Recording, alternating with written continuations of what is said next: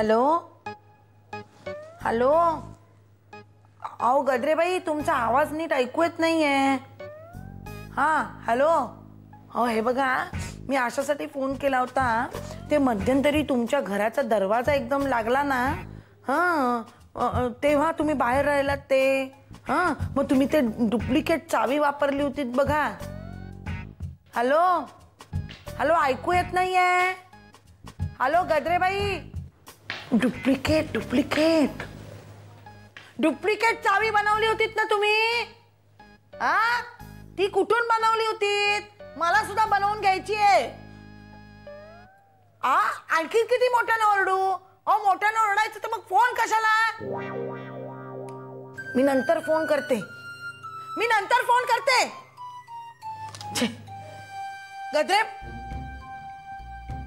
गजरेबाईंचा phone होता, मी त्यांच्याशी बोलत होते, गजरेबाईंशी बोलत होते.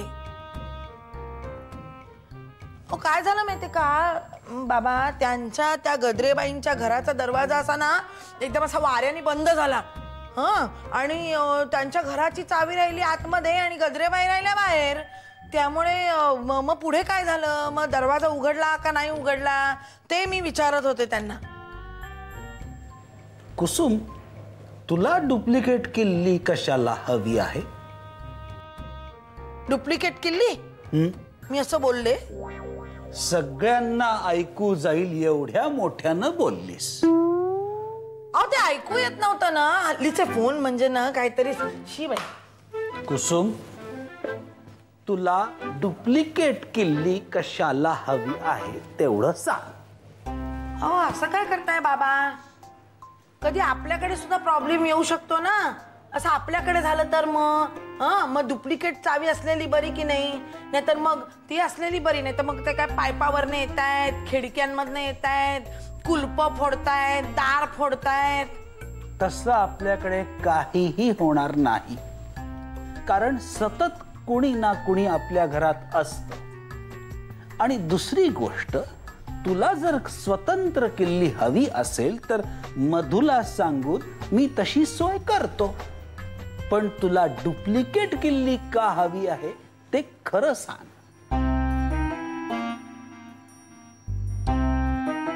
सुलेखाच्या घरची मला डुप्लिकेट किल्ली बनवायची आहे. का? अरे का म्हणजे काय, म्हणजे काय?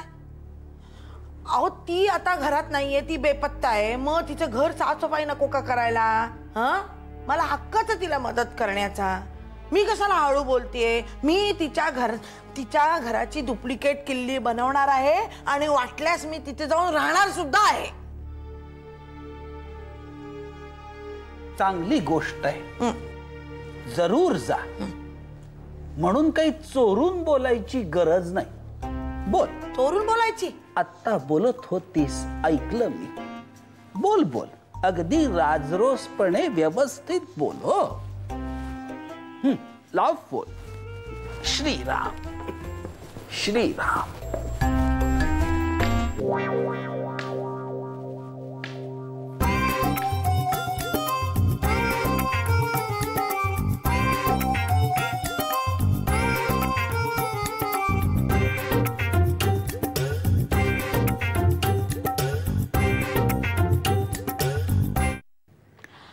Hello mama, Priya.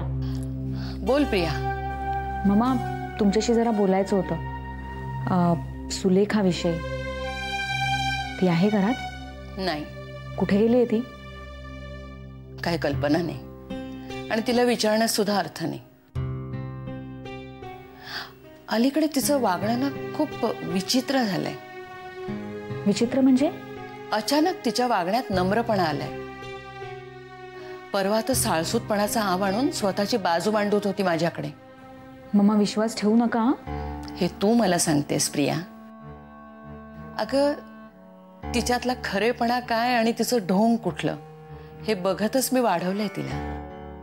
मम्मा, ती घरी नाहीये तर मग मी येऊ तिथे? नको, ती केव्हाही घरी येऊ शकते, तिचा काहीच भरोसा नाहीये. आणि हल्ली तर ती एकदम गुड गर्ल सारखी वागायला लागली, त्यामुळे नक्कीच ती लवकर घरी परत येईल. मम्मा, पण ती कुठे गेली आहे काही? मला काहीच कल्पना नाही. आणि विचारण्यात पण काही अर्थ नाही ग. ती सांगणंच शक्य नाही. हल्ली ना ती कुणाकडे तरी जाते. म्हणजे मी फोनवर ऐकलं, मला तुम्हाला भेटायचंय, तुम्हाला भेटायची खूप गरज आहे, मी तुम्हाला भेटते आता वगैरे अशी काही वाक्य. मम्मा कोण असेल? काहीच कल्पना नाही. पण ही व्यक्ती नक्की सुलेखा अडचणीत असताना तिला मदत करत असणार. त्या व्यक्तीला फोन करायच्या आधी ना सुलेखा खूप अस्वस्थ असते. खरंच शोध घेतला पाहिजे, ही व्यक्ती कोण आहे, कुठे राहते. पण कसं शोधणार? तिचा पाठलाग करून? नको, अजिबात नको. त्या दिवशी मी तुला म्हटलं ना, जो कोणी तिच्या वाटेत आडवा येतो, तिला पकडण्यासाठी मदत करतो, त्याला तीच तर भीती आहे ना मम्मा. विक्रांत, प्रथमेश आणि मनीषाची आई, या तिघांची आता काळजी वाटायला लागली. मनीषाची आई? तू मनीषाच्या आईच्या कॉन्टॅक्ट मध्ये आहेस? त्यांच्यामुळेच तर अनेक गोष्टी कळतायत मम्मा. सुलेखाचं बालपण, मनीषाचं बालपण याविषयी माहिती मिळणं खूप गरजेचं आहे. म्हणूनच मम्मा मला तुम्हाला आणि मनीषाच्या आईला एकदा भेटायचंय. मम्मा तुम्ही सांगाल तेव्हा आपण भेटूया. सुलेखा आली वाटतं. प्रिया, मी फोन ठेवते, नंतर आपण बोलूया. हा,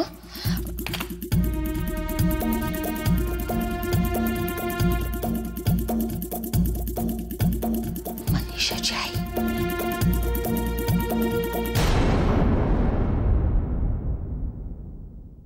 बाबा, तुमचा पुनर्जन्मावरती किती विश्वास आहे? अचानक हा प्रश्न कसा काय आला तुझ्या मनात? एक्झॅक्टली माझी हीच रिॲक्शन होती जेव्हा आदिनी मला पुनर्जन्माविषयी विचारलं. सॉफ्टवेअर आणि प्रोग्रामिंग मध्ये रमणारा मुलगा मला पुनर्जन्माविषयी विचारतो. स्वाभाविक आहे. म्हणजे तुम्हाला हे माहिती होतं?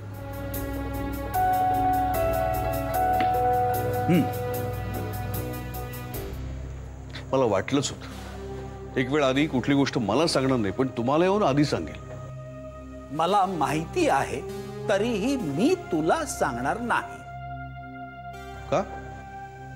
त्यांनी मला सांगू नका असंही सांगितलेलं नाही, तरी पण सांगणार नाही. अरे पण का? अगदी ठरवून म्हटलंस तरी चालेल. बाबा, मी तुम्हाला पहिल्यांदा असं वागताना बघतो. असं म्हणजे? असं म्हणजे माझ्यापासून काही गोष्टी लपवताना. मी तुझ्यापासून काहीही लपवत नाही आहे, मुद्दामून तुला सांगत नाही. अरे पण हा हट्टीपणा का? मला का नाही सांगायचं? म्हणजे मला खरंच कळत नाहीये. हाच प्रश्न आदिनाथला पडला असेल तर? कुठला प्रश्न? माझे बाबा माझ्याशी असं का वागतात, हट्टीपणा का करतात? पण मी कधी असा वागलो? जाऊ दे. मधू, मला एक सांग, आपलं नातं कसं आहे? बाप मुलासारखं की मित्रासारखं? मी डोळे मिटून सांगायला तयार आहे, आपण मित्रासारखे वागतो. मला तुमच्यापासून कधीच कुठली गोष्ट लपवावी अशी वाटलेली, आणि तुम्हीही माझ्यापासून काही लपवलं नाही. मग तुझं आणि आदिनाथचं नातं कसं आहे? कसं म्हणजे जसं आपल्यामध्ये आहे तसंच. तसं जर असतं तर आदिनाथाला काय झालंय हा प्रश्न तू मला विचारायला आलाच नसतास. मधू, मुलांना कोडी पडतात. त्यांच्या आयुष्यात अनेक वळणं येतात, अनेक प्रश्न निर्माण होतात त्यांना. ते जरी स्वतःच्या पायावर उभे राहिले असले तरी आपल्या पायाखालून बराच रस्ता गेलेला असतो. आणि तरीही आपण सर्वज्ञ नसलो तरी पुढच्या पिढीला देण्यासाठी आपल्याकडे दोन गोष्टी हमखास असतात, एक विश्वास आणि दुसरा अनुभव. पण मी त्याला असं कधीच म्हटलं नाही की कुठलाही प्रश्न पडला तर माझ्याकडे येऊ नकोस, कधीच म्हटलं नाही मी. पण माझ्याकडे ये असंही कधी म्हटलं नाहीस. त्याच्या चेहऱ्यावरचं प्रश्नचिन्ह पाहून त्यामागे काय असेल हा अंदाजही कधी बांधला नाहीस. एक वडील म्हणून त्याला प्रश्न विचारण्यापेक्षा एक मित्र म्हणून त्याला काही सांगायलाही गेला नाहीस. साध्या आणि सोप्या शब्दात सांगायचं झालं तर वडील म्हणून नुसता हातात हात धरण्यापेक्षा मित्र म्हणून त्याच्या खांद्यावर हात ठेव आणि मग बघ तो तुला आपणहून प्रश्न विचारतो की नाही ते, आपणहून तुझ्याशी बोलतो की नाही ते. शाळा आहे माझी. खरंच जरी मी मुलाचा बाप झालो असलो तरी 4 शहाणपणाच्या गोष्टी तुमच्याकडनं ऐकणं म्हणजे खरंच भाग्य आहे माझं. हेच त्यानं तुला म्हणू दे आणि तुला हे सहज जमेल. इतकंच कर. आणखीन काय हवं असतं रे आपल्याला आयुष्यात? पुनर्जन्म म्हणजे काय हा प्रश्न विचारण्यापेक्षा पुनर्जन्म असलाच तर पुढच्या जन्मी मला तुमचा मित्र बनायला आवडेल असंच म्हणेल तो.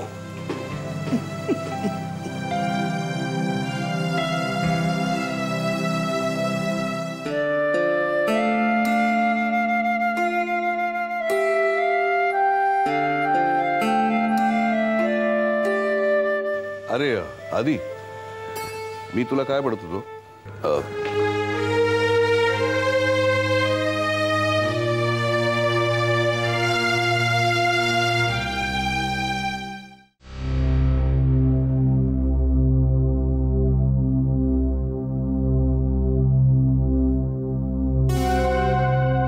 कसला विचार करताय?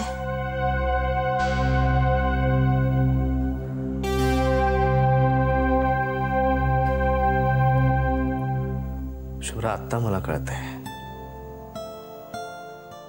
पास झाल्यानंतर तुला किती त्रास होत असेल.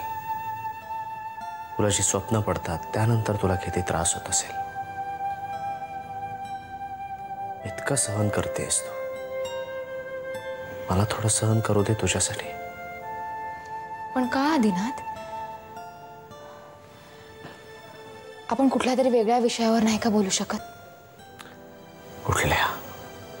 कुठल्याही. आई, बाबा, प्रिया. आई बाबांवर ना आठवलं. माईंचा फोन आला होता. खरंच? काय म्हणाली? चौकशी करत होती. गाववाली अजून गाववालीच राहिली आहे का, म्हणजे आधी होती तशीच आहे की काही तिच्यात फरक झालाय? आदिनाथ, माई गप्पा मारत होत्या, गावाबद्दल सांगत होत्या. एक एक गोष्ट डोळ्यासमोर येत होती.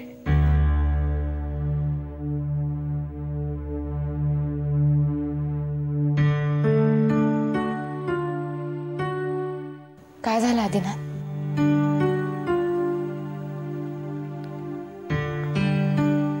शुभ्रा, आपण काही दिवस चेंज म्हणून माईंकडे जाऊया. खरंच खूप छान कल्पना आहे. तुम्हालाही खूप बरं वाटेल. काही ठिकाणं अशी असतात की जी घडलेल्या घटनांची आठवण करून देतात, मनाच्या स्थितीची जाणीव करून देतात. या प्रकाराच्या मुळाशी आपल्याला जायचं असेल तर मला असं वाटतं की त्या ठिकाणी जाणं खूप गरजेचं आहे. कारण त्या ठिकाणी असं काही घडलंय ज्यामुळे असं एक नातं तुटलं आणि दुसरं नातं आयुष्यभरासाठी जोडलं गेलं. त्या ठिकाणच्या एका भेटीने माझ्या आयुष्याला कलाटणी मिळाली. अनेक प्रश्न निर्माण झाले. नंतर कदाचित दुसऱ्या भेटीने त्या प्रश्नांची उत्तरं मिळाली तर.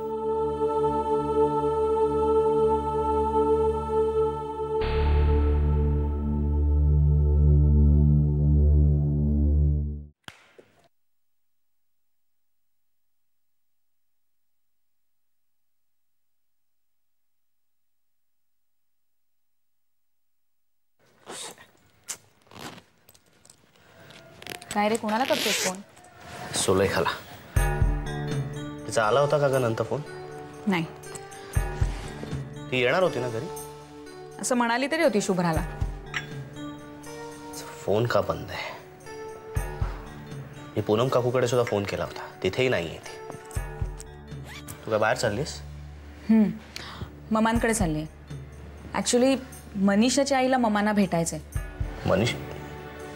मनीषाची आई तुला कशी माहिती? अरे निखिल भेटला होता ना त्यांना, त्यानेच मला माहिती दिली होती त्यांच्याविषयी. दादा, मनीषाच्या आईच्या मनात सुलेखाच्या बालपणासंबंधी बरेच प्रश्न आहेत आणि ममांकडेच त्या सगळ्या प्रश्नांची उत्तरं मिळतील असं त्यांना वाटतंय. मलाही भेटायचं मनीषाच्या आईला. मनीषाच्या आईला? हो,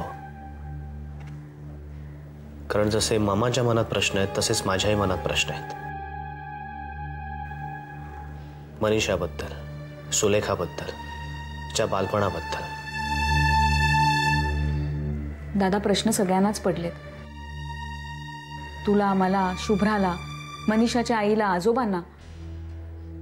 आपल्या प्रत्येकाकडेच थोडी थोडी माहिती आहे. पण दादा, ममांना सुद्धा मनीषाच्या आईला भेटायचे. मी असं करते, मनीषाच्या आईला ममांकडे बोलावून घेते. आपण दोघेही जाऊया, म्हणजे मग सगळ्याच गोष्टी समोरासमोर क्लिअर होतील ना. तुला माहिती आहे त्या कुठे राहतात? नाही. कोणाला माहित असेल? माझ्याकडे त्यांचा फोन नंबर आहे. लाव ना, लगेच फोन लाव. एक मिनिट.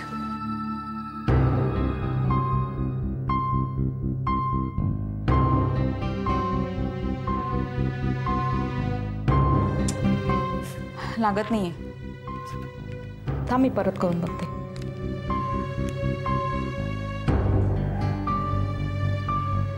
एंगेज्ड आहे.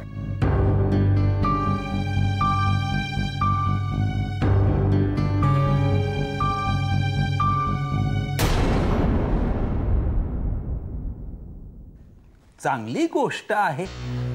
आजोबा, पण हल्ली आदिनाथांच्या मनात सारखी एकच गोष्ट घोळत असते, गतजन्म, पुनर्जन्म.